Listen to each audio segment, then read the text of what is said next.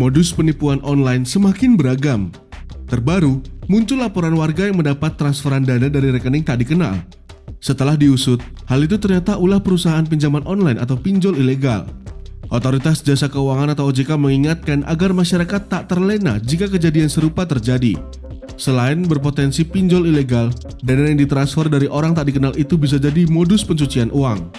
Apabila uang digunakan, lembaga pinjol ilegal bisa mengakses data pribadi yang bersangkutan. Selanjutnya, lembaga pinjol ilegal akan meneror dengan meminta bunga dan denda yang tinggi. Alhasil, yang bersangkutan pun akan dirugikan. Berikut cara menghindari transfer dana dari rekening tak dikenal, dilansir dari Instagram OJK pada Rabu 2 Agustus 2023. Pertama, jangan gunakan dana transfer yang tidak dikenal. Kedua, segera laporkan ke bank atau pusat pengaduan OJK. Ketiga, jangan langsung percaya. Keempat, tidak perlu khawatir, pengembalian uang akan langsung diperantarai oleh bank.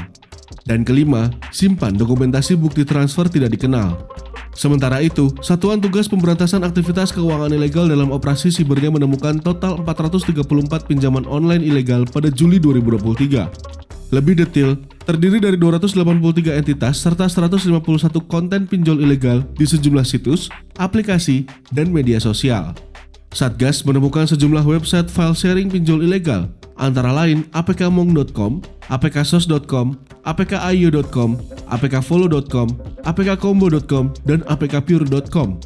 Selain itu, ditemukan aplikasi dan konten penawaran pinjol ilegal di Google Play Store, Facebook, dan Instagram. Sehubungan dengan temuan tersebut, Satgas telah melaporkan kepada Kementerian Komunikasi dan Informatika RI untuk melakukan pemblokiran guna mencegah kerugian di masyarakat.